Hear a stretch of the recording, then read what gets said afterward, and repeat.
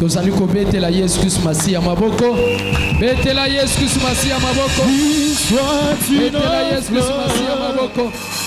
Un parfum pour toi, Seigneur.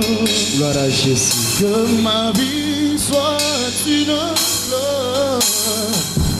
Un parfum pour toi, Seigneur. Devant toi je me répands. Et de moi seul tu voudras. Devant toi je me répands. Peu de moi si tu veux. Oh, que ma vie soit une fleur. Un parfum pour toi, Seigneur. Que ma vie soit une fleur. Un parfum de bonheur. Devant toi je me répands. Fais de moi ce que tu voudras. Devant toi je me répands. Fais de moi ce que tu voudras.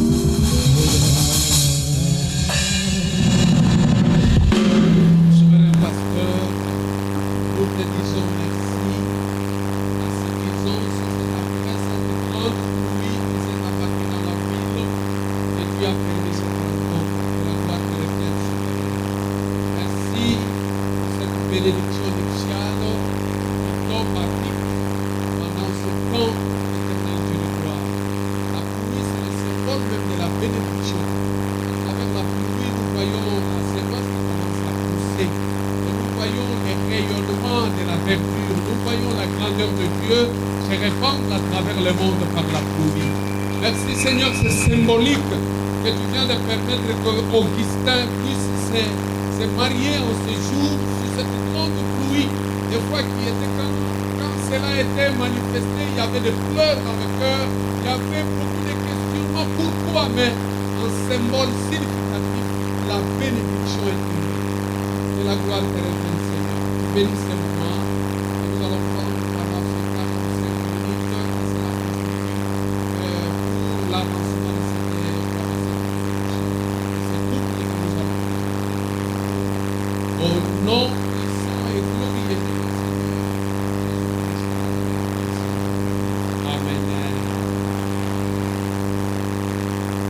Amen. Je voudrais commencer par dire merci à Dieu de mettre les toutes circonstances qui a permis que nous soyons là. Nous connaissons très bien cette église qui est une église influente. Nous n'avons jamais eu le temps de passer ici. C'est à travers le révérend pasteur Nicoya qui a permis que nous soyons vraiment unis pour cette bénédiction nuptiale. Amen.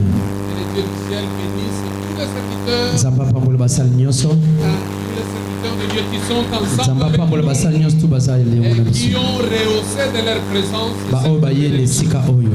Amen. Amen. À vous aussi, merci d'être venus sur la pluie. Na bino pe matondi lolenge boye na sambula. Ça montre combien la grandeur qui a animé votre cœur. Etalisi bolingo oboza nango. Plein d'amour. Botondisami na bolingo. Et si je ne sais, l'après-midi, c'est Moboko ya pokwa lelo. le mariage est un engagement pour aider l'autre. Libala ezali boyokoni ya makasi mpona kosunga mosusu. Aider l'autre. Mpona kosunga moningami. Si quelqu'un prend la décision de se marier, Soki moto azwi mokano ya kobala, il prend la décision pour aller servir l'autre. azwi mokano ya kende kosunga mosusu. On n'y va que pour un seul objectif. Bakendaka mpona mbano moko. Aller apporter l'aide à celui-là. Kokende kosunga mosusu wana. 1 Corinthiens chapitre 7, rapidement nous lisons. Tokotanga liloba na Nzambe toza ya kotelema biso banso. Le verset 3.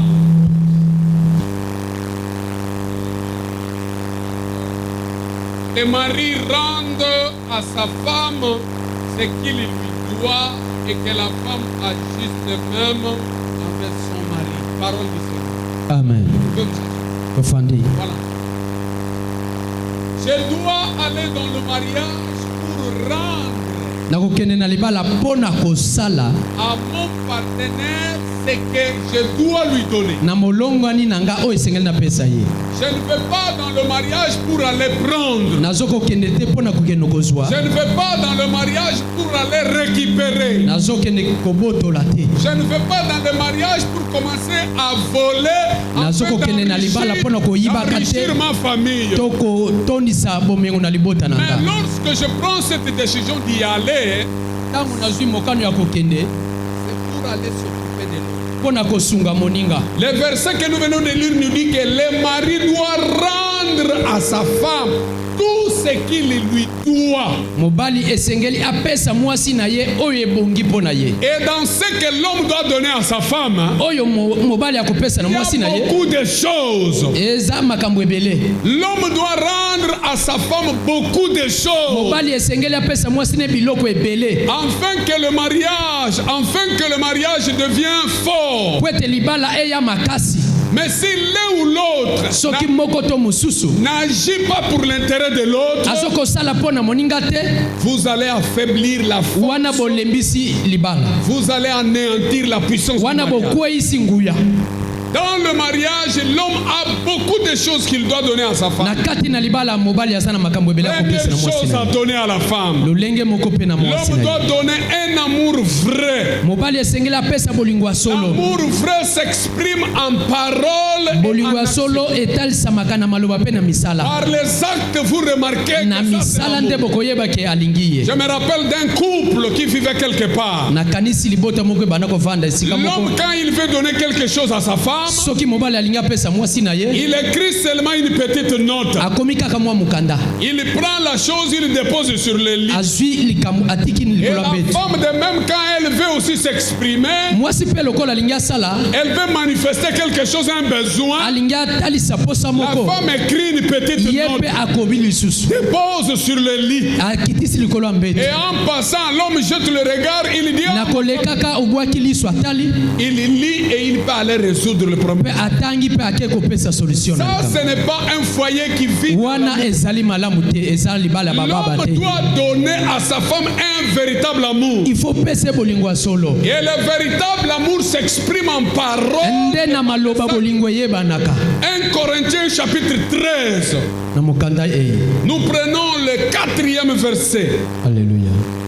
1 Corinthiens 13, rapidement le 4e verset, et nous allons lire. L'amour est patiente, il est plein de bonté, l'amour ne point envier, l'amour ne se vante point, il ne s'enfle point d'orgueil, il ne fait rien de malhonnêteté, il ne cherche pas son propre intérêt, mais il ne s'irrite point, il ne soupçonne point le mal, il ne se réjouit point de l'injustice, il se réjouit seulement de la vérité. Il excuse tout, il croit tout, il espère tout, il supporte tout. Alléluia. Est-ce que quelqu'un peut acclamer la parole? Gloire à Jésus. Ça c'est l'expression de l'amour. yango nde elembo ya bolingo. Papa Augustin, lorsque tu pars dans un foyer avec ma soeur, ntango papa Augustin okende na libota moko na mama Fifi, tu dois commencer à exprimer l'amour qui est dans ton cœur par les il faut paroles talisa yango na nzela maloba et bolingo par etonisa na les motema na yo. actes que tu vas commencer mpe à na poser. misala oyo kosala. Dans l'amour, on n'accepte pas l'injustice. kuna nde bokatani ezalaka te. Cela voudrait dire que tu es devant la famille, les membres de la famille de ta femme Oza et les liboso ya membres de libota ta mwasi propre na yo. famille, dans une même maison. na kati na ndako moko. L'amour ne peut pas avoir de l'injustice.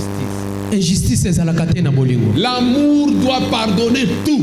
elimbisaka nyonso. Lorsque tu entres dans le mariage, tu dois aussi entrer dans la famille de la personne ntango avec qui okoti tu na te libala maries. okoti mpe na libota ya mwasi Tu obali. dois t'introduire dans sa famille. kota na libota na ye mpe. Dans l'amour, on ne peut pas dire que non, ça c'est le problème de ta famille. Et moi, je ne m'intéresse pas. Ça, c'est il faut aller voir tes oncles. Il faut aller voir tes tantes. Mais moi, là, je ne m'intéresse pas. Là, tu n'aimes pas ta femme. Pendant que l'homme se détermine pour aller prendre la femme, il doit entrer dans la famille de sa femme. Il doit s'ingérer dans la famille de sa femme. Il doit aider la famille de sa femme. Quand tu aides la famille de ta femme, tu es en train d'aider ta propre femme. Quand tu bénis la famille de ta femme, tu es en train de bénir ta propre femme. Quand tu fais étudier les membres de la famille de ta femme, tu es en train de faire étudier tes propres membres de famille. L'injustice n'existe pas dans l'amour. L'amour, dans l'amour, il n'y a pas d'injustice. L'amour supporte tout. Vous commencez en ce jour une vie conjugale avec la femme. Je voudrais vous dire, mon frère, que ça ne sera pas la vie de la bénédiction et de rire chaque jour. Chaque jour seulement les louanges et l'adoration, non. Il y aura le problème des maladies. Il y aura des problèmes des incompréhensions. Mais la grande bénédiction viendra sur vous que si vous avez la capacité de supporter toutes choses. Un homme responsable doit avoir la capacité de supporter ta décision. Le matin comme le soir, à n'importe quelle situation, avoir un cœur disponible à supporter, avoir la maîtrise de soi. Ça, c'est ce que l'homme doit donner à sa femme. L'homme doit nourrir sa femme. L'homme doit vêtir sa femme. Vous savez, moi je fais un constat. Je fais un constat. Les femmes qui travaillent dans des sociétés, leurs maris ne leur achètent pas les habits. Et ces femmes-là s'habillent elles-mêmes. Elles s'habillent elles-mêmes. J'ai de l'expérience, s'il vous plaît. Vous verrez un papa qui s'habille bien, mais sa femme s'achète elle-même les habits. Même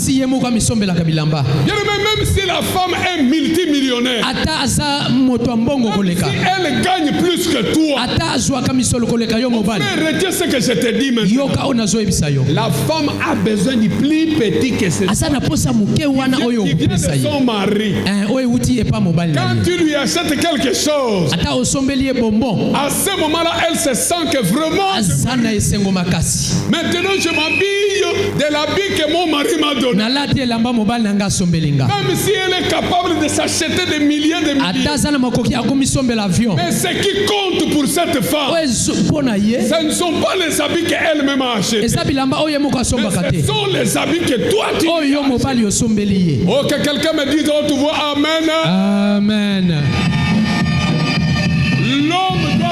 L'homme doit donner du vrai amour à sa femme. Un amour qui s'exprime en parole et en acte. Ça veut dire même en parole, tu dois commencer à parler. Tu dois commencer à admirer ta femme. Quand elle passe, elle repasse, tu l'admires. Elle passe, tu l'admires encore. Amen, amen. Tu dis petit, toi tu me séduis encore. En tout cas, Vraiment, tu me fais beaucoup du bien, tu sais. Jardin d'Éden. Oh, que quelqu'un me dise, oh, tu vois, amen. Amen. Dans le mariage, il faut que l'homme donne beaucoup de choses à sa femme. Admirer la beauté de ta femme. N'accepte pas qu'une autre personne vienne admirer ta femme. Toi-même, tu dois prendre cette initiative de commencer à admirer ta femme. Quand tu la tiens comme ça, tu la admires. De nature, Augustin ne parle pas beaucoup. La femme a besoin de t'écouter. Apparemment, c'est un médecin très calme. Mais dans le mariage, Fifi a besoin d'écouter les appréciations. Elle est allée se dresser les cheveux là. Toute une journée en train de dresser les cheveux. Dès qu'elle arrive, il faut que tu exclames. Quelle jolie femme que Dieu m'a donnée. Fifi, tu es redevenu. Voilà. Alléluia. Oh, amen, amen. Amen, amen. Gloire à Jésus. Vous savez, au fur et à mesure nous grandissons, hein? Au fur et à mesure tu vas grandir avec Fifi. Hein? C'est comme si des bonnes habitudes vont commencer à disparaître. Mais de l'eau que tu vas jeter chaque jour dans votre foyer, hein, ce sont les paroles. Ce sont les paroles. Quand je suis avec elle devant moi comme ça, je l'apprécie de la tête jusqu'au pied. Je dis, tu es différente de toutes les femmes. Cette femme que Dieu t'a donnée, c'est la meilleure de toutes les femmes. Raison pour laquelle tu l'as amenée ici. Alléluia. Tu peux t'amuser avec avec n'importe quelle femme. Celle-là que tu as amenée devant le trône de Dieu, c'est la meilleure. C'est la meilleure de toutes les femmes. Il faut que tu il faut l'apprécier. Il faut lui parler à tout moment de paroles. Lui apprécier à tout moment.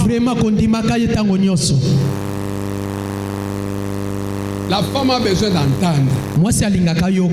Et les actes que tu poses manifestent un amour profond. Que quelqu'un me dise autour, amen. Amen. Je disais, l'homme doit donner de la nourriture, doit habiller sa femme. Doit donner de la sécurité à sa femme. La sécurité à sa femme. Doit donner de la valeur à sa femme.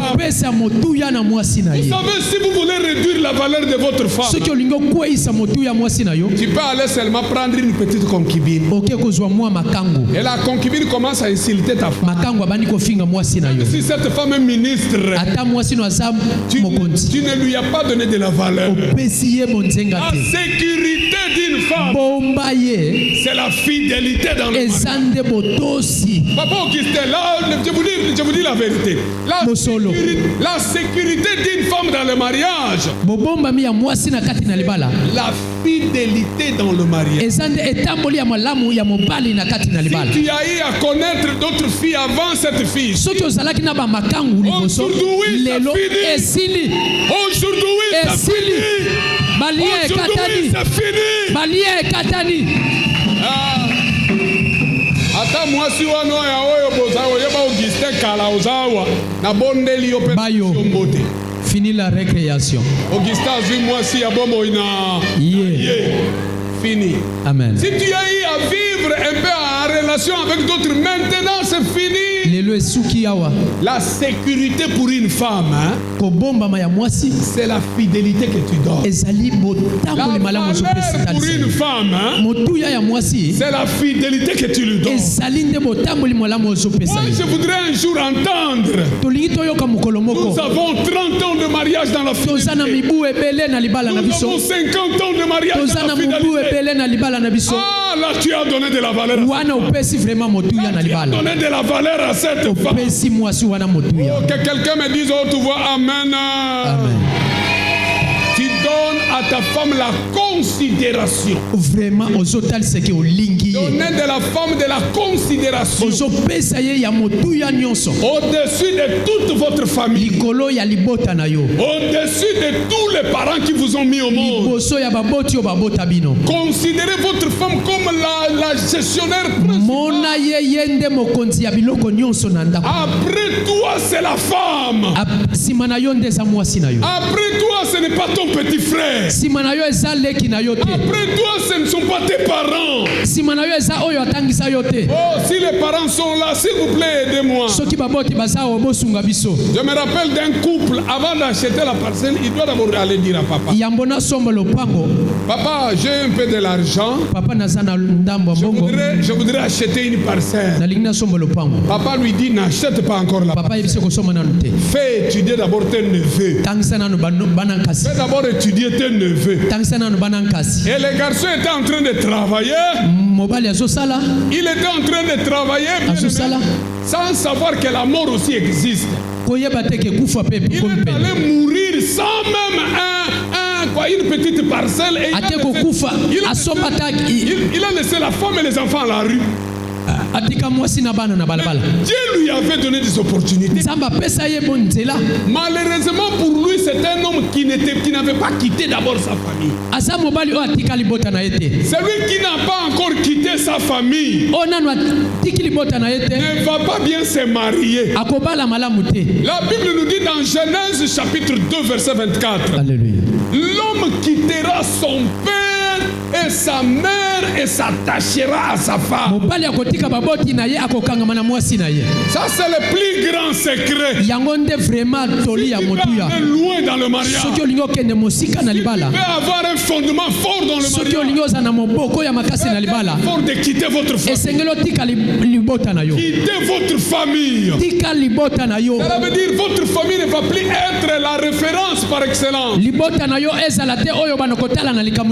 Avant de faire quelque chose, n'aille plus demander la permission. La référence de ta vie, c'est ta femme. Maman, regarde, nous avons un peu d'argent. Qu'est-ce que tu penses? Qu'est-ce qu'on peut faire avec toi? La maman, toi et la femme, vous vous entendez pour réaliser ce que vous voulez. Mais si tu n'as pas encore quitté la famille, tu vas commencer à aller demander à ta tante. Tu vas commencer à aller demander à ton papa. Et je vous dis que le papa ne te permettra jamais de soutenir ta petite famille que tu es en train de soutenir. Papa ne te permettra jamais. Papa ne te permettra jamais. Il faut faire un effort de quitter. Je me rappelle d'un jeune couple à Kinshasa. Le frère s'est marié avec sa femme. Le papa lui dit, j'ai laissé une maison de 3 chambres dans la parcelle, il faut que toi-même tu viennes habiter ici. Tu ne vas pas aller louer ailleurs. Tu vas rester dans ta propre parcelle là où tu es né, tu as grandi. Bien-aimé, n'acceptez jamais de vivre les droits des parents là où tu es né. Vous voyez comme si c'était de la blague. Il a occupé la maison de 3 chambres. La femme a conçu la première grossesse. Aboti mwana kisimbi mutu gayarawa. Mwana wana après une semaine, 2 semaines, mwana wana kufi. Vraiment mwana bébé bazo sala mama ba césarienne mutu gayarawa.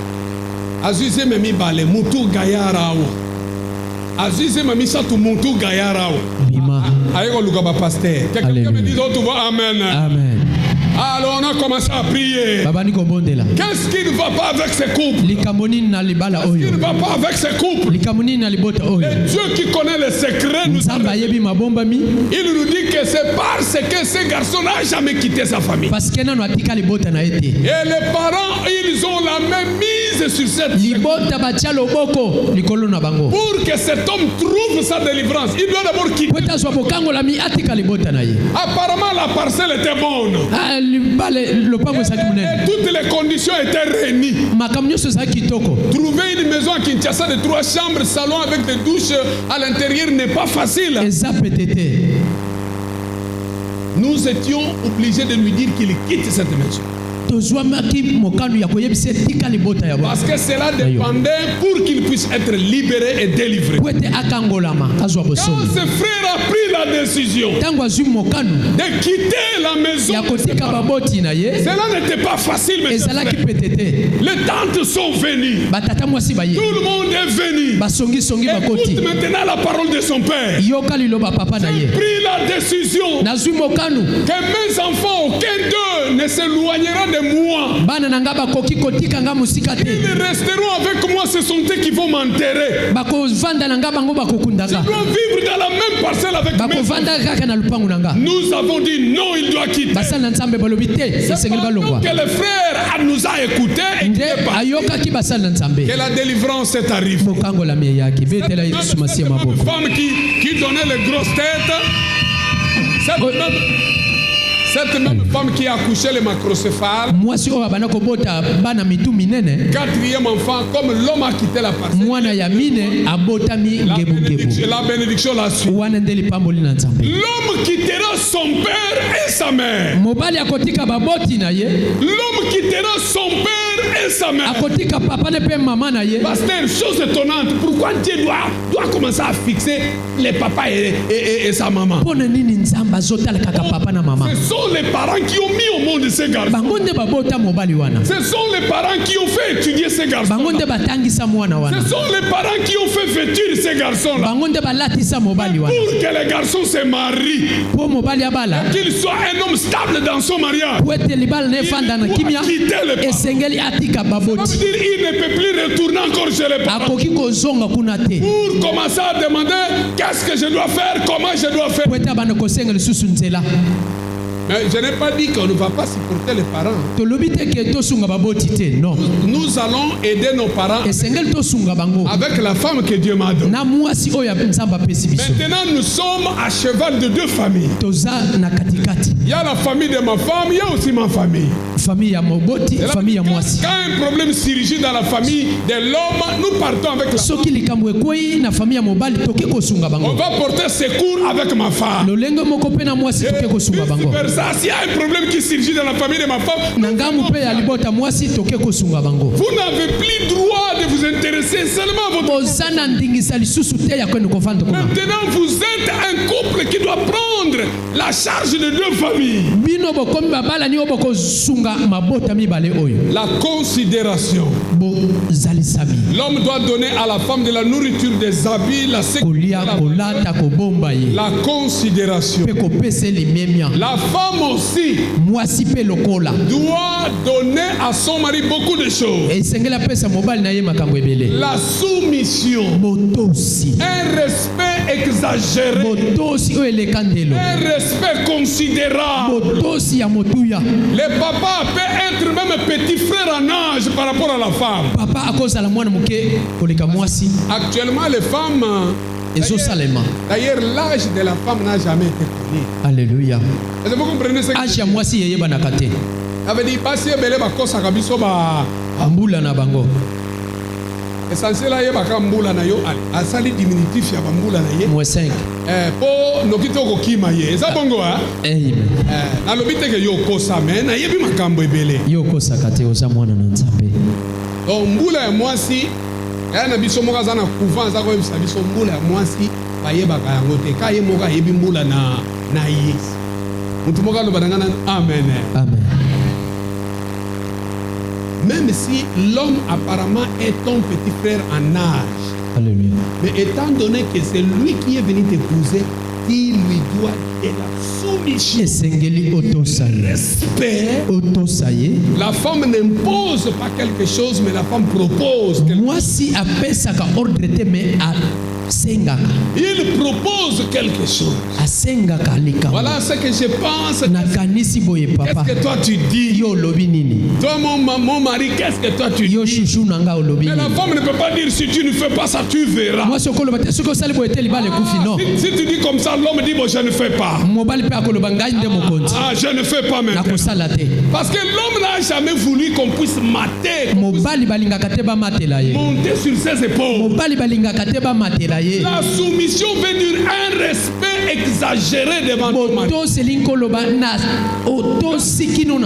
La Bible me dit que Sarah appelait Abraham même Seigneur. C'est le Bashwaili, une femme qui doit parler devant son mari, il doit s'agenouiller même. J'ai épousé une Mouchwaili. Amen. Donc chez le Bashwaili, une femme pour parler devant son mari doit s'agenouiller. Une soumission, un respect exagéré. La femme doit préparer de la nourriture pour son mari. L'homme qui est marié ne peut plus manger à la rue. L'homme qui est marié n'a plus droit de manger à la rue. Même pendant qu'il était célibataire, il était abonné à manger à la rue. Il faut que la femme se confirme qu'elle convient d'être une femme. Il faut à tout moment. Augustin, nous le voyons, il est mince, mais après quelques mois, Fifi doit faire un effort. Il faut ça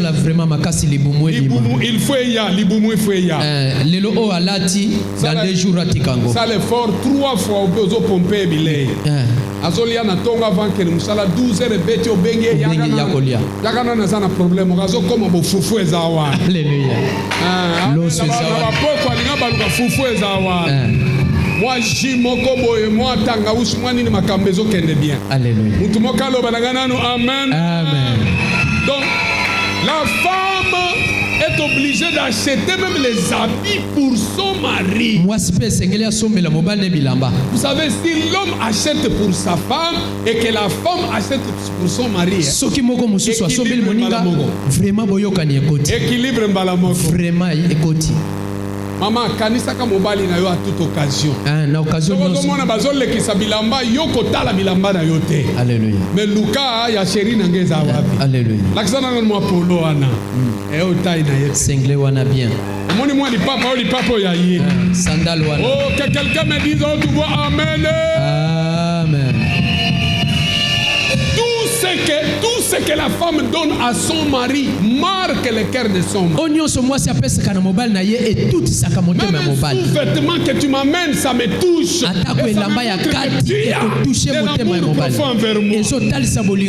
Toutes les intimités commencent par des petites choses. Ah, Papa Augustin, quand tu auras des enfants et que les enfants vont commencer à venir t'accueillir quand tu... Sombi ba gâteau, sombi ba nini. Obosana kate ko sombela mwasi oyo abota bana wana. Alléluia. Papa mingi bazala kamemi ba biloko me. Sombela kaye. Mama kutu ata shawarma. Bana ba ye papa tu amene quoi le kaye tout de même yo même. Sombela kaye quoi ngata. Mama fadiga zotala. Et que quelqu'un me dise donc tu vois amen. Amen. Azoko sabinute ti lelo nazana 29 ans de mariage. Attendez nini pour ne que ba petwana tu bakokende. Mutu na mutu kosala nini? Bakokende, bakopumbwa. Na kotika la kaka na chéri na yo. Mwasi wana na bala. Amen. Na sombi il faut na zwa ya mwasi na ngakutu na tiamu na kata sak. Alléluia. Ta on a pesi ba individu wana na bendi na chambre na lobi ya yo yango. Gloire à Jésus. Betela Yesu Masihi maboko. Gloire à Jésus. Pomme na yo yango yo. Moi eloko pona yebi eloko nini alika kamingi na memeli ye. Alléluia. Et il faut ça na chambre pour ba petio na ba ya kolanda te. Ba wela te. Ya yo yango yo. Amen. Ote kanga porto na to vanda kaka batolia. To kangi porto to vani na mbeto to komo lia biloko na biso. Gloire à Jésus. Ba individu na pe ba suya bango kuna. Ba mpe ba kabola te na bango. Il ne faut pas terminer tout l'amour vers les enfants. N'oublie pas que tu resteras toute ta vie avec cette femme-là que tu es. Je me rappelle d'un papa qui disait, moi, c'est mes enfants. Moi, c'est tout mon cœur, c'est sur mes enfants. Je dois tout faire pour acheter la parcelle pour mes enfants. Je dois faire étudier mes enfants. Mais la femme qu'il a dans sa maison n'a même pas un niveau d'études. Voilà. Yo tanga oza campusien au sali classe minere. Yo otanga bitelo minere. Moi si oyo zanaye azo ata diplôme d'état. Bon, mutu akosalisa mwasi wana po atanga eza mutu mususu te. Eza kaka yo papa parce que il faut au même mwasi na amata pe niveau. Amen. Bon no kitoko bana yo tu n'as pas le niveau que j'ai maintenant. Ozana niveau nangate. Comme c'est na niveau. Tu n'as pas le niveau que moi j'ai. Je dois chercher à prendre une femme de mon niveau. Niveau wana bazwaka ngona lola teme bazwaka ngona. Bazwaka ngona wapi? Nasi.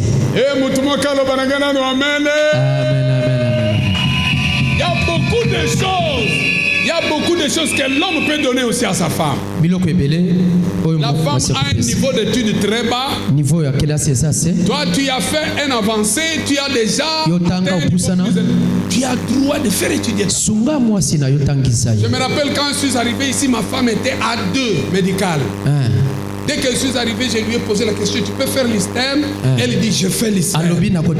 Allez, va entrer à l'ISTEM. 3 ans, elle est sortie. Allez, dès qu'elle a terminé, tu peux faire encore la licence. Elle rentre là-bas. À la licence, elle voulait même distinguer 69, quelque chose. Maintenant, nous sommes en train de voir, tu peux faire même la maîtrise doctorale. Je voudrais voilà, les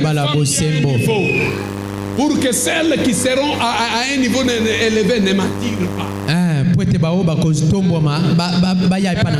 Tanga mingi moi ça tanga mingi français belé amon on dirait ça spécial nzoka na zape na yena ndakwa. Oh que quelqu'un me dise oh tu vois amen. Voilà. La femme doit donner de la valeur à son mari.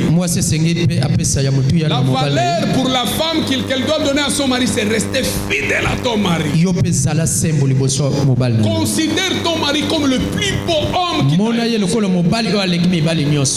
qui est au-dessus de tous les hommes. Un homme de valeur qui dépasse tous les hommes qui existent. Même si tu as eu à vivre avec d'autres concubines, mais dès lors qu'on t'a épousé, tu dois devenir une femme de valeur. La femme qui se respecte son mari. La femme qui se respecte donne de la valeur à son foyer. Donne de la considération à ton mari. Être fier d'avoir un vous savez, du côté de la valeur, c'est pas la capé ko tambola kana mwasi na yo. Na suki tina ngape. Comment kena biso. Gloire à Jésus. C'est l'onction. Donc, tango yo lingi mutu, c'est pas la capé ko tambola kana ya. Amen. Neti papa moko ye adana mo makangu ne moko ya kuzu. Soko ba bengi ye na ba invitation ya bato propre. Ake abendi makangu wana mbala moko. C'est vraiment ridicule pour un homme considéré que n'a fait tina bana mike ya pamba kamwa mwana kalati kamwa jibi ezamala muté oyo nani mwana mo sine ye papa oyo kala balaka te mwa sine ne mwana muke oyo nzoka zuye na nzela nzoka zana mama mubimba na pale latisa mwa sino bien latisa bien salisa Yesu ka kitoko. Gloire à Jésus. Apa kola mafuta ya bien. Amen. Aza kitoko na miso batu. Alléluia. Soko zana mwa mbongo sala dio saza la kitoko. Amen. Soit occasion ko bimaka na ye. Amen. Soit occasion ko bimaka na ye. Papa Augustin na ba pourquoi beta moi kilote no pena moi kepi na moi polo. Ye pa beti kilote mozo tambola. Alléluia. Tout ça ça fait du bien. Oh amen. Amen. Amen. Amen. La priorité d'un couple, ce ne sont pas les familles obisika bauti. Priorité ya bato babalani eza couple na bango. Bana onzamba kopesa bino. Alléluia. La petite famille là que vous constituez. Augustin est devenu papa. Papa Augustin. Fifi est devenu maman. C'est ça la priorité. Oh,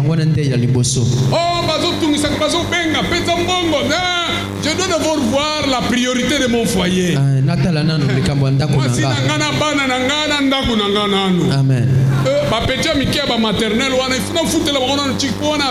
Amen. yansi bazaka na mauvaise habitude. Botika bizali wana. Okomona azui bana nkasi na yazo salisa bango. Mais bana na ye moka azotinda bango pe pa banoko na ye lokole bato abako. Kana suki na ngaka wana. Tubeteli Yesu Kristo masia maboko. Betele Yesu maboko. Gloire à Jésus. Tokangi miso tobondela. Yebisa nzambe nkolo. Salanga ingolu nazala mobali ya solo. Alléluia. Matea lelo ezaka pona Augustin na fifite na biso tobala. Bamusu batikala échantillon kaka pamba. Otema libale kufa kala pe batikali ka bon. Sona boye bakosekanga. Mais en réalité ba vivra suna libala te. Yebisa nzambe nkolo sunganga lisusu. Na bandela makamba sika na libala. Na mona bolamu no na libala. Tobondeli biso banso na komune sisi. Le Dieu du ciel et de la terre. Ça c'est l'institution la plus valeureuse que tu as donnée, Éternel, qui est le mariage. Glorifie-toi, Éternel, fais-nous grâce. Aujourd'hui nous sommes devant ton trône avec Augustin Fifi. Nous qui sommes déjà mariés, beaucoup et en grand nombre ont déjà abandonné cette alliance. Ils ont déjà rejeté l'éponge. Ils ont déjà, Éternel, Dieu de gloire. Oh, ils ne vivent que de la formalité, mais dans la réalité, l'amour franc n'existe plus. C'est toi qui donnes l'amour, Éternel, donne-nous encore de l'amour. Accorde-nous la fraîcheur, accorde-nous encore cette chaleur, afin que mes bien-aimés et tous ceux qui ont suivi la parole puissent commencer une nouvelle vie. Augustin doit être béni avec sa femme, afin que ce couple soit aussi un couple modèle pour la gloire de ton royaume. Au nom puissant et glorieux de notre Seigneur Jésus-Christ. Amen. Amen. Tobeteli Yesu Kristo masia maboko. Betela Yesu Kristo masia maboko. Sans plus tarder, bamemeli biso ba panier mibale, panier moko plutôt. Tozo pesa offrande na biso. To telemisi babalani bakosimba panier wana tozo kopesa offrande au rythme de la chorale basali na nzambe bazali komilengela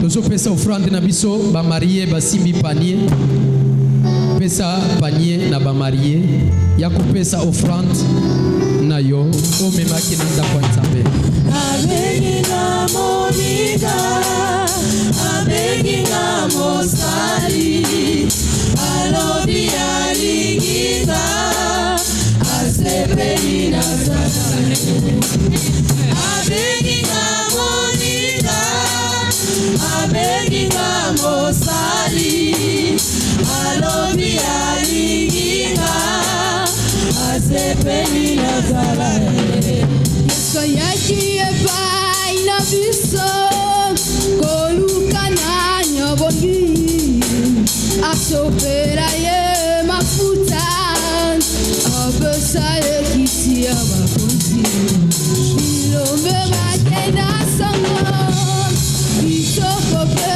ya mayele mokili esi eponi bango asi yesu atalaka katendewa abenga monika abenga mosali aloni alinginga asepeli na salani abenga monika abenga mosali aloni alinginga asepeli na salani. Gloire à Jésus. Est-ce que moni oyo bazobetela maboko? Est-ce que moni oyo azali héritage ya famille? Est-ce que moni oyo azali sema? Amen, amen. Acclamons le roi des rois. Gloire à Jésus. Oui, protocole suki biso tozowe la tango. Parce que Mboula aliaki biso tanyoso. Merci, merci. Directement, bien-aimé Tozoko Leka. Balani Bafandi. Tozoko Leka na lecture ya institution du mariage. Wana Tozoko Benga, notre papa, le pasteur Rémi.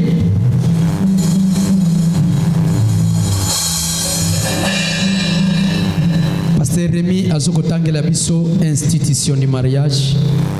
Wana papa pasteur Mbuya azokomilengela pona instruction du mariage. Institution du mariage. Nous sommes dans les livres de Genèse chapitre 2. Nous lirons près du 21e au 24e verset. Alors l'Éternel Dieu fit tomber un profond sommeil sur l'homme qui s'endormit. Il prit une de ses côtes et renferma la chair à sa place. L'Éternel Dieu forma une femme de la côte qu'il avait prise de l'homme et il l'amena vers l'homme. Et l'homme dit: voici cette fois celle qui est os de mes os, la chair de ma chair.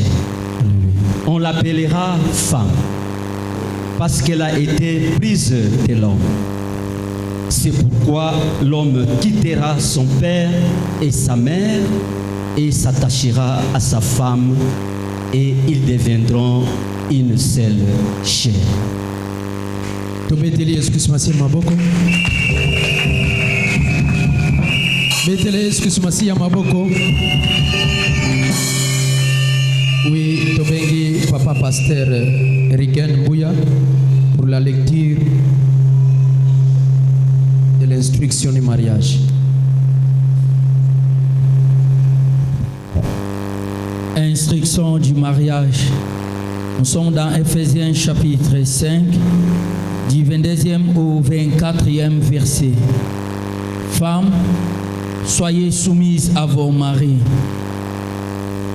comme au Seigneur, car les maris est le chef de la femme, comme Christ est le chef de l'Église, qui est son corps, et dont il est le sauveur.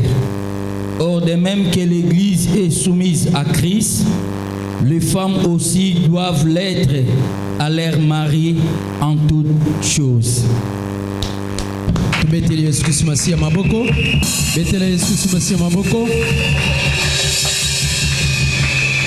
Je voudrais présenter des excuses pour ma maman, pour toujours et la temps. Nasengi na mabota nyonso mibale libota ya mama Fifi soki ezaliwa awa etelemi papa mama bapusani liboso awa.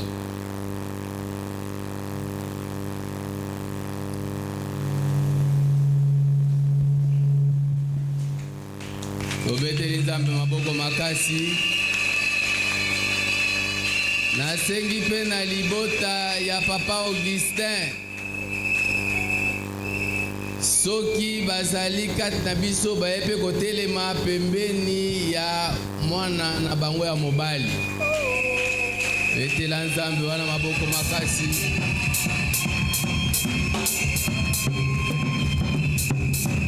Amen. Amen. Tozali na mwa mituna mikie ya mingi pete ya makasi te. Mama ya Fifi tomoni mobali moko aye na ndaku na bino amemi biso tina ndaku ya nganga Nzambe.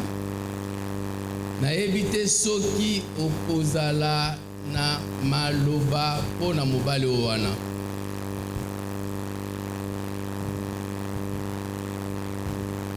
Oyebi ye mama aza nani po na yo? Kilo. Aza kilo na yo. Betela Nzambe na maboko makasi.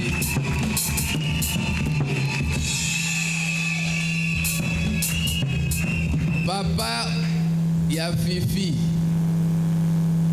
est-ce que ozwaki oyo tobengi na français dot misolo kouta epai ya Augustin pona abala mwana na yo?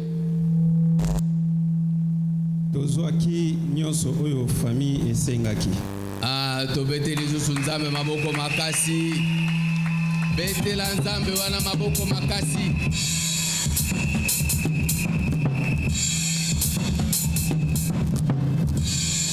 Libota pe ya Augustin ezali awa.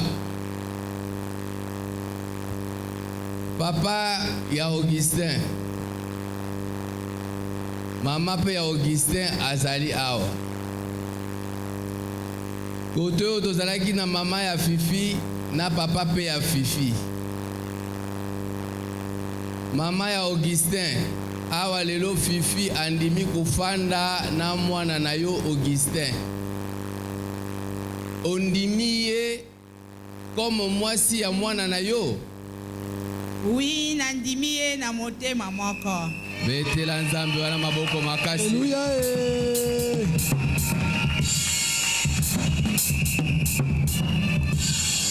Mama ya Fifi okolapela biso liboso na mokili pe liboso na nzambe ndaya. Okozongisa sima ya maloba oyo na kotangela yo.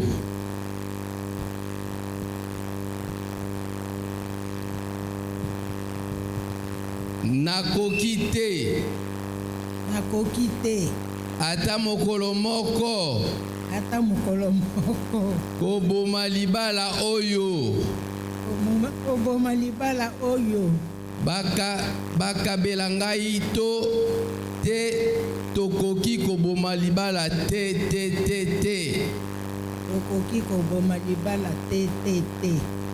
Amen. Amen. Acclamons très fort pour le Seigneur.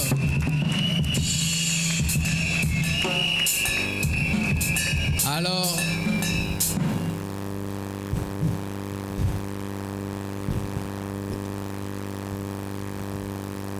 mama ya Fifi zwa lopete oyo okopesa yango Fifi o alatisa mobali na ye na ngonga oyo tokolobela yo.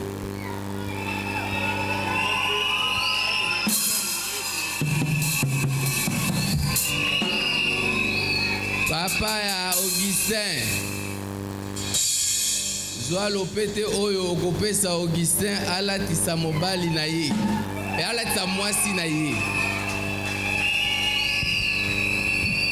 Ozali na maloba oyo esengeli olobela Fifi tango oza kolatisa ye lopete wana alinga mobali na ye kino liwa koleka libota mobimba pesa ye alatisa mobali tango oza koloba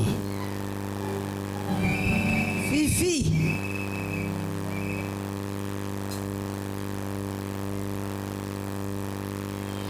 Betela nzambe ala maboko makasi.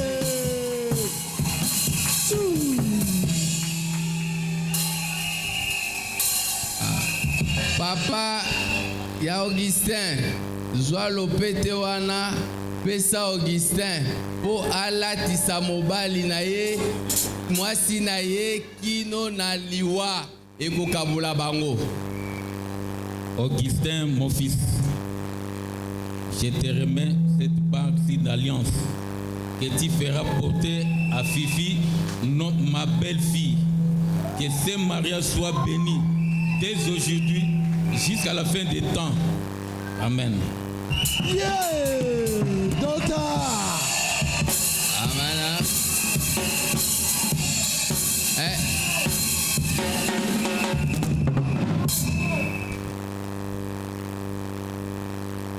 Est-ce que papa ya Augustin okoki ko confirmer biso soki bokuzwa bopesa ki dot na bino makambu nyonso ya kokoka? En tout cas, na kombo ya Nzambe, na komba basali na ye, na kombo ya libota ya bana Nzambe nyonso, topesa nyonso poto koma na étape oyo. Mabota nyonso beteli Nzambe wana maboko makasi. Betela Nzambe wana maboko makasi. Amen. Amen. Sikoyo tokomi na ngonga. Baboti bakoki kopusana. avant bakende na il faut to plutôt bondela pona bango.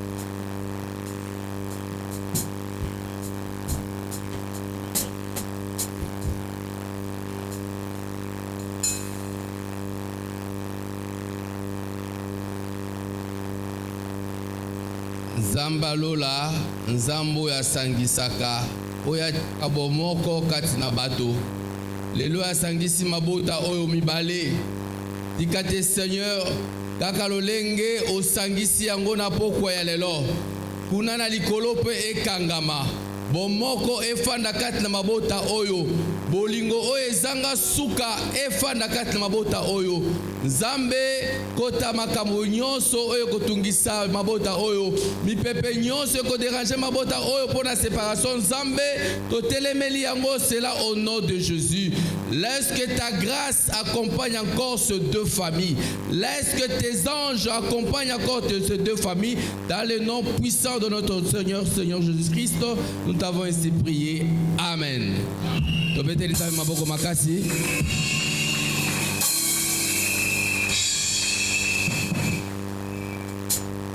Amen.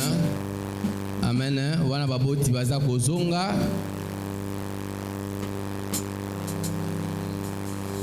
Tokomi na ngonga oyo ya motuya oyo esengeli babalani ba yebana na miso na Nzambe pe na miso na bato.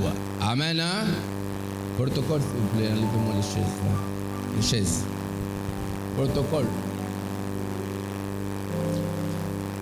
Wana babalani bapusa na katikati ya tapi na biso batalani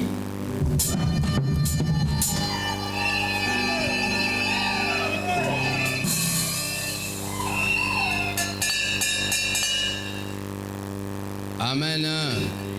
Amen.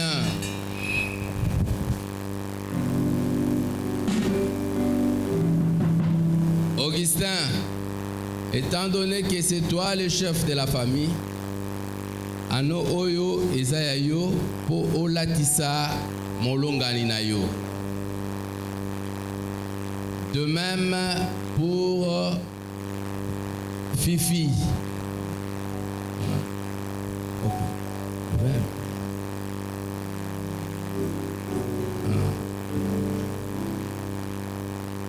Tomonaki Fifi, tomonaki Augustin.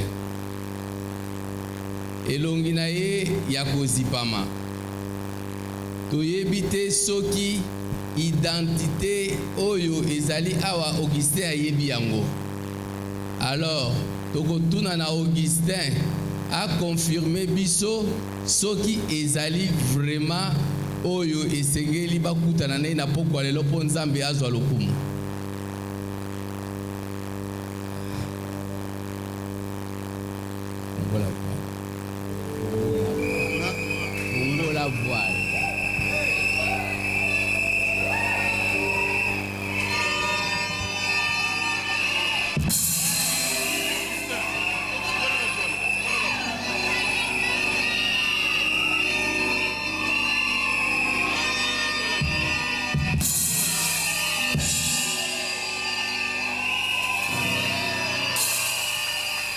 Amen. Amen.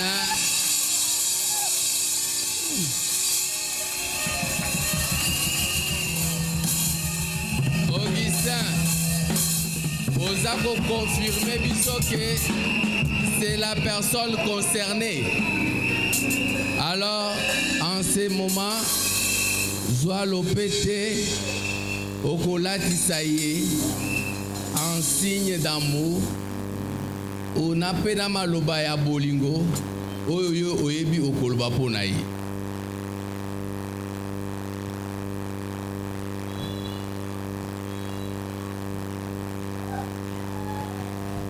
La mboma de moi. Quand je t'appelle la mboma, j'ajoute la. Ça signifie que aux anzeta malili pona ngai.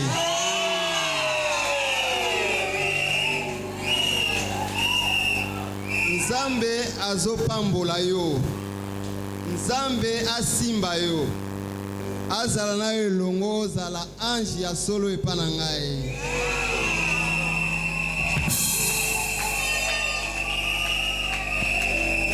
Nzela mulai oyo toleki na yo kangelinga motema te. Ozalaka toujours conseiller na ngai.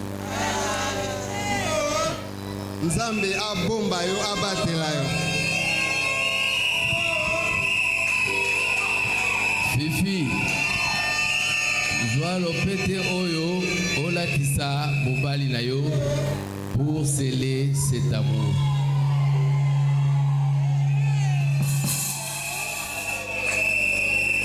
Yahweh, motema etondi na esengo. Koleka makanisi ya bato.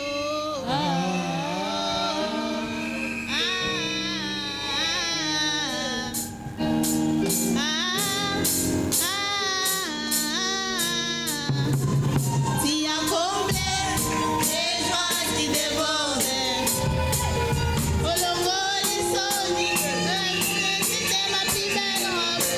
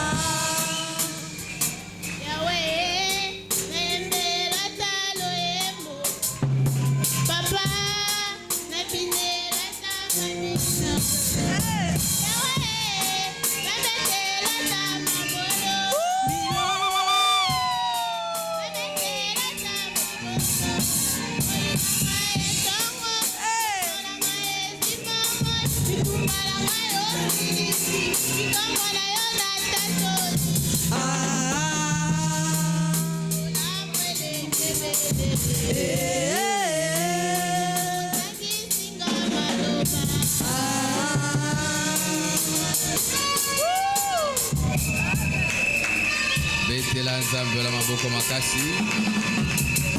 Amenez-moi les deux coussins.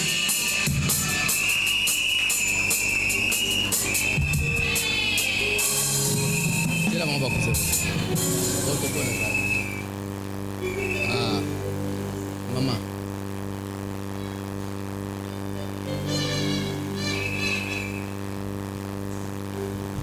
Famille Kokoko, mon tomomoni pembe, ndengumalo sambo nangae, Nzambe apesi pengayo, oyebi nalingi lino, yepe nalingi minge, aza mutu ya ponangae, bosunga potumera.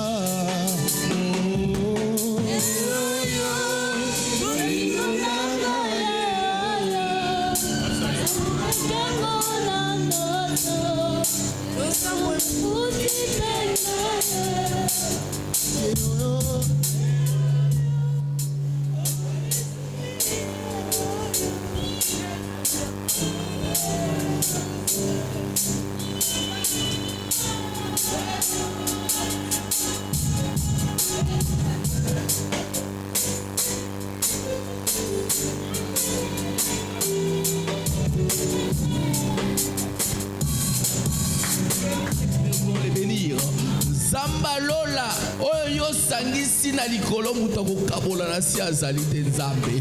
Yawe ya bango ebengama moto tango nyonso Nzambe. Bazala ni vi ni koni dans les camps du diable. Adonai tika te Seigneur journée alelo. Eza la journée oyo Yawe bakotika la kobosa nango te na makanisi na bango Nzambe. Oh Nzambo ya bikamwa, oh ya salaka au-delà de toutes choses. Père, accompagne encore ce couple. Que tes anges soient au contrôle de ce couple. Marche na bango Nzambe. Ezala na yo elongo. Nzambe posa motema na bango Nzambe. Tango nyoso kokisela ka bango Nzambe. Père, merci. Merci pour ta bonté. Merci pour le double portion que tu accordes encore dans ces couples. Merci pour le double portion. Merci. Oh, que ta grâce les accompagne dans les noms puissants de Jésus.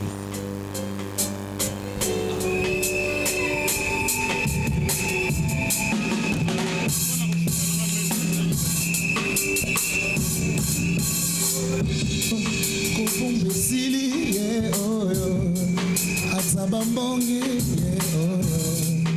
elamba yango oh olingo nanga na lotatango na ndoto losamba kuzitenga oh kokombesili atabambongi elamba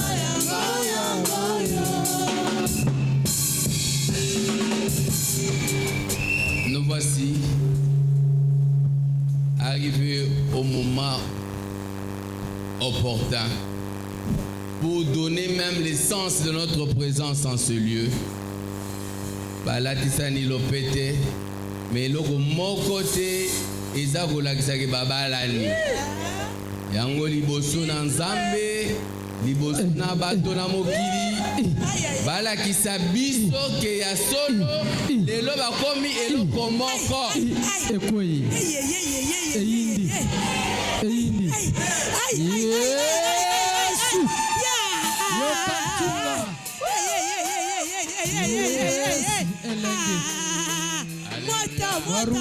Mota. Alléluia. Gloire à Jésus. Est-ce que l'église a compris? C'est passé à une vitesse. Est-ce que les célibataires vont comprendre? Alléluia. Alléluia. Pendant que les protocoles avancent avec le chaise, on passe au service. Il y a Sainte Seine. C'est vraiment dans un cadre symbolique et restreint. Amen.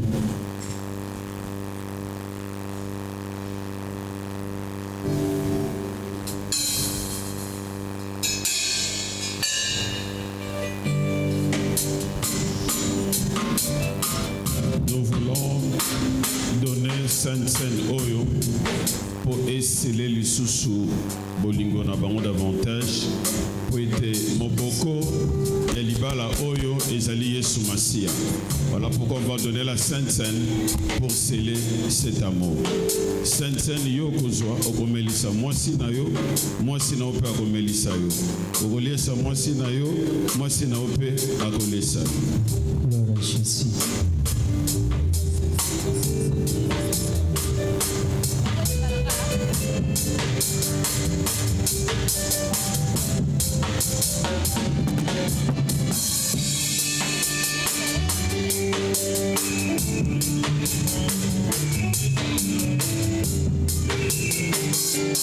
Basilibatere bobanga te olo Yesu azali Tsunga bobondela osenga na kolo basilibatere bobanga te olo Yesu azali tozozela tour na yo bobondela tobalisa yo tala babala elengi ya kobala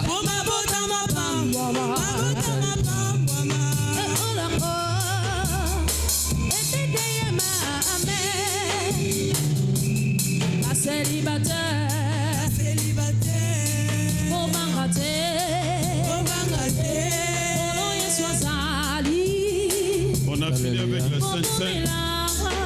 tobelemi mpona kosigner livre d'or yo oyo yaki na cadeau banda ko préparer yango tumilengeli ba marié bazotiela biso nzembo. Bon, maintenant to komi na étape ya ko signer livre d'or. Babalani bakoya ko signer mobali simba moi sinon déjà koya ko signer livre d'or. Représentant peu ya famille bozabata souka. Nous avons besoin de représenter à côté à papa, à côté à maman pour signer. Comme l'homme est le chef, l'homme va se mettre, tu signes, et ta femme à côté à Simbi Yo. Après, ma parrain des barrières pour signer. Passer comme ça, c'est mieux. Passer comme ça, c'est mieux.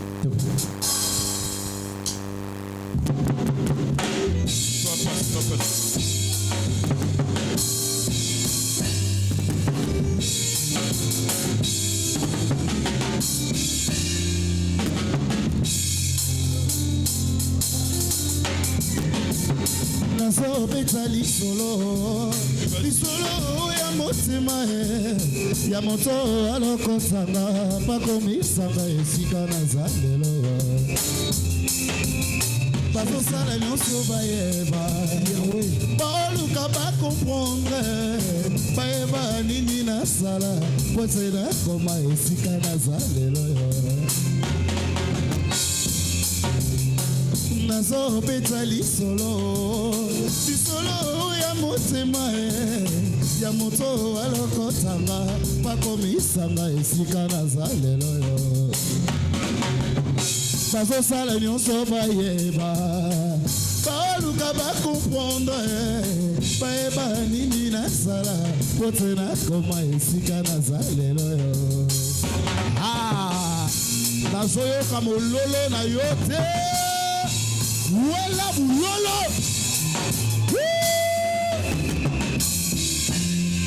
mwasi angebo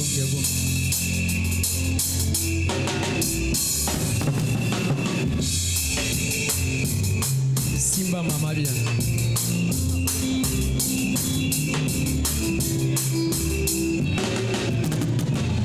ole yo ina libala mondinga tuna nde nalakisa yo sekre na gaye ole yo koma kotonganga partout yaka nde nalakisa yo sekre ole yo ina libala mondinga tuna nde nalakisa yo sekre baluka eza batomboli ye tozala besoin ya représentant ya famille ya mobali moko aya kosigner na représentant ya Fifi Moko, le responsable, vient de signer dans le cahier. Foto bafina Oza batomboli ye Foto balakela mabe Oza batomboli ye Foto balakela mabe Oza batomboli ye Foto bafina ye Oza batomboli ye Foto balakela mabe Oza batomboli ye Foto bafina ye Oza babalisi ye Foto batiela bapwa Lelo za babalisi ye Foto batonga Aujourd'hui tu l'as honoré Azeli lobite Oza batomboli ye Azeli lobite Oza batomboli ye Azeli lobite Oza babalisi ye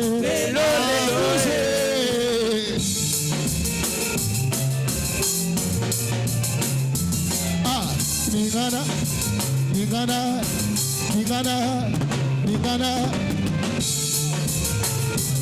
Amen. Ningana Otuna ina baina Oza batomboli ye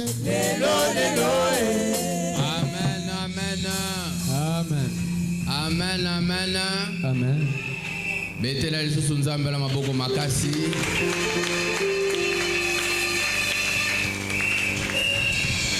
Oyo ekangami na se, ekangami pe na likolo. Moto akokabula azali te. Amen. toutaki epai ya mbulamatari na leta na ba 15 heures na suka nango apesaki biso bikanda to signé puis apesaki bref certificat de mariage. C'est de même aussi pour l'église à louange. À la fin de chaque cérémonie, nous mettons à la disposition de mariés, nous leur donnons leur certificat de mariage. Donc pour l'année 2024, c'est le 992e mariage célébré à l'église de la louange sur le plan international. Donc, couple Augustin na Denise Mboma, bazali 992e couple oyo epambwami na samedi ya lelo. Alléluia. Betelana nzambe na maboko makasi. Alors oyo ezali brevet, oyo ezali certificat de mariage na bango, oyo église la louange azali kopesa bango na pokwa ya lelo. To beteli nzambe na maboko makasi. Moto baina ye enzamba tomboli ye lelo moto balakela mabele enzamba tomboli ye lelo moto bafina enzamba tomboli ye lelo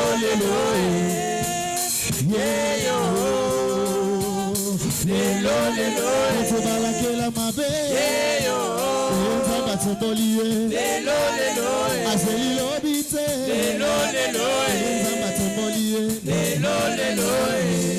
Amen. Tokomi na tango ya cadeau. Mais église azako banda kopesa cadeau na ye. Le meilleur cadeau que l'église donne aux mariés, c'est la Bible. Na Bible oyo nde mokanda Josué atambolaki nango. Parce que Nzamba yebisaki Josué que ce livre de souvenirs ne s'éloigne pas de toi. Médite-le jour et nuit. Livre otopesi ezali livre ya bikamwa. Ekopesa kimia kati na libota, ekopesa élévation kati na libota, ekopesa succès kati na libota, ekokotisa esengo na libota. Yango Bible oyo église aza kopambola na yango bana ya Kayemba. Betela nzamba na maboko makasi. Tokomi na mongonga oyo motu nyonso oyo ayaki na cadeau na epona ba marié. Ba marié baza ya côté les maliboso oye na cadeau na yo soko zui toroza na temps okene na salle te, mais le moment est bien précisé ici. Okoki ko lekana opesi cadeau na yo nzambe akoyeba na ko pambola yo o déposa on kaka na se na sikolo na tapi tomilengeli choral atili biso nzembo cadeau mbongo tout ça oye ko pambola nango babalani yo invité ainsi de suite yo oyo memaki cadeau na église osalela nzambe eza esengo moninga osalela nzambe eza esengo moninga okosalela nzambe eza esengo moninga osalela nzambe eza esengo moninga okosalela nzambe eza esengo mama benie osalela nzambe eza esengo moninga okosalela nzambe eza esengo moninga osalela nzambe eza esengo moninga otala ndenge tokoma ngebu yelelele tala ndenge tokoma yelelele kaema ekoma yelelele tala ndenge tokoma yelelele papa odise akomi yelelele mama fifi akoma yelelele okosalela nzambe eza esengo moninga osalela nzambe eza esengo moninga kosalela nzambe eza esengo moninga nanga kobanda mpe na Yesu eza esengo moninga tala ndenge tokoma tala ndenge tokoma lelelele tala ndenge tokoma